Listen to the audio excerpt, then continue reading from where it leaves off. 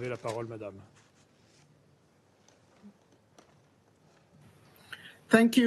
Merci, Monsieur le Président. Merci de m'avoir invité à prendre la parole. Je vous applaudis et j'applaudis toute la délégation française qui pilote de main de maître le Conseil de sécurité ce mois. Je remercie la représentante spéciale du secrétaire général, Madame Maria Isabel Salvador, pour son exposé très complet sur la situation actuelle et sur le travail du milieu en Haïti. Je salue également avec gratitude la participation de l'ambassadeur Éric Pierre, représentant permanent d'Haïti, à cette séance. Monsieur le Président, je remercie tous les membres du Conseil de sécurité qui continuent d'appuyer la République d'Haïti. C'est la marque de la solidarité internationale vis-à-vis de la population haïtienne alors qu'elle est aux prises avec de nombreuses crises complexes liées entre elles. La situation sécuritaire actuelle en Haïti, notamment dans les départements de l'Ouest et d'Artibonite, est très fluide.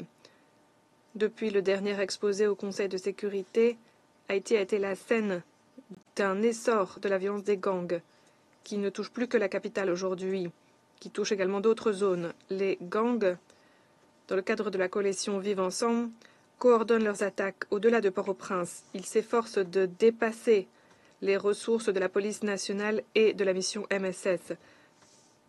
Ces attaques menacent de renverser les acquis relatifs réalisés depuis le déploiement de la mission voilà près d'un an.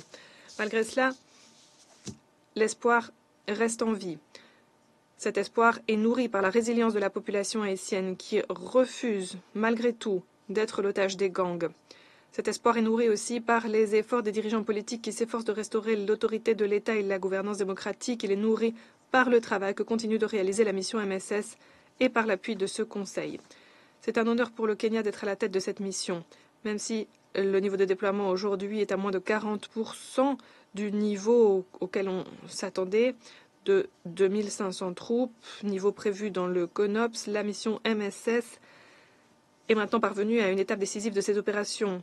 Alors que les gangs coordonnent leurs opérations, s'en prennent aux populations, aux installations stratégiques et menacent la classe politique, la mission continue d'être un vecteur vital qui facilite l'accès humanitaire, permet la fourniture de services essentiels, notamment d'éducation, et permet la reprise d'une certaine activité économique dans des zones qui autrefois étaient pleinement sous le contrôle des gangs. La mission MSS a aussi joué un rôle charnière pour garantir la sécurité des institutions gouvernementales et administratives, et récemment elle a permis d'empêcher, de déjouer des plans visant à déstabiliser le gouvernement actuel et à le faire tomber. Les efforts sécuritaires en cours créent un socle sur la base duquel on peut construire davantage de progrès politiques et sécuritaires.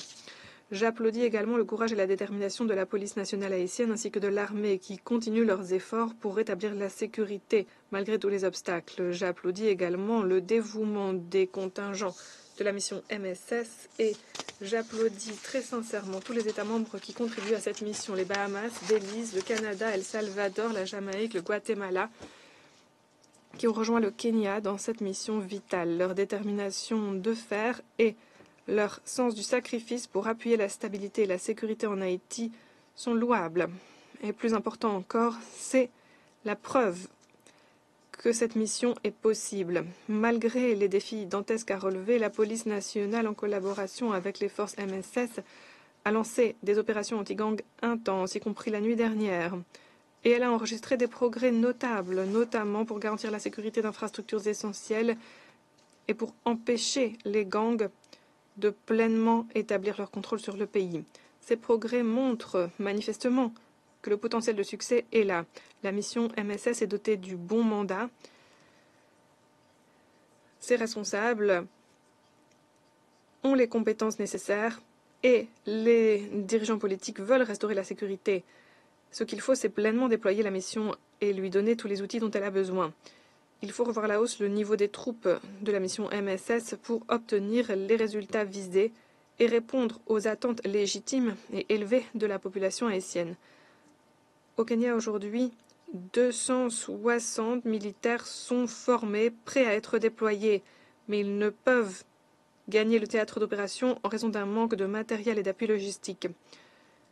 Je remercie très sincèrement tous les États membres pour leur contribution généreuse en financement matériel et appui logistique, y compris via le Fonds d'affectation spéciale pour Haïti, mais il reste une lacune de taille qui empêche la mission d'être aussi efficace que nous le souhaiterions. Le niveau opérationnel de la mission MSS est sous-optimal en termes de nombre de troupes, d'actifs disponibles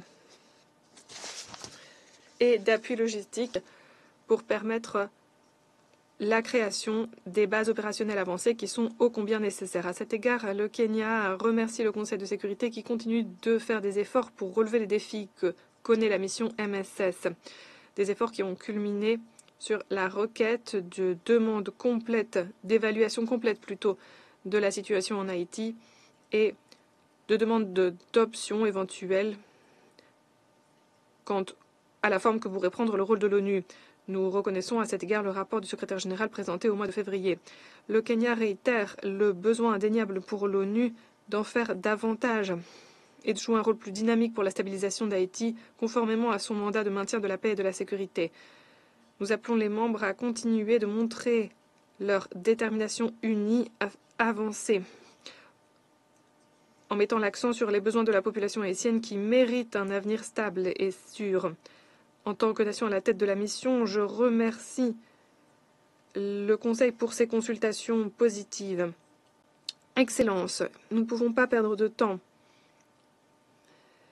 Il faut absolument, pour garantir le succès de cette mission, entre autres, endiguer les flux d'armes et de munitions illégales qui vont vers les fauteurs de troubles de façon générale et les gangs en particulier. Les réseaux de criminels organisés participant au trafic d'armes, de drogue, etc., continuent de jeter de l'huile sur le feu de l'insécurité et d'aggraver la fragilité d'Haïti. À cet égard, le Kenya appelle à mettre en œuvre de façon rigoureuse le régime de sanctions adopté par ce Conseil. Tous les États membres doivent le faire pour endiguer les flux d'armes profitant aux gangs. De cette façon, les gangs auront moins d'armes et cela réduira aussi les risques que courent les membres de la mission MSS sur le théâtre d'opération. Je répète que bien que cette mission soit une intervention certes innovante et essentielle, elle n'est qu'une partie de la solution. Interruption du signal sonore.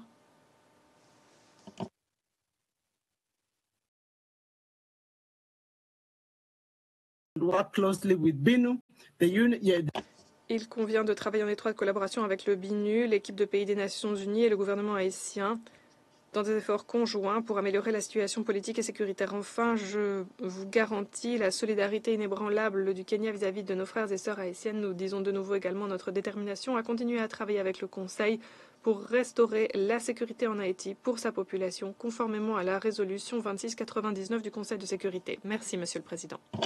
Merci, Madame la conseillère à la sécurité nationale auprès du président du Kenya pour votre déclaration et plus encore pour l'engagement du Kenya pour la paix et la sécurité en Haïti. Je donne maintenant la parole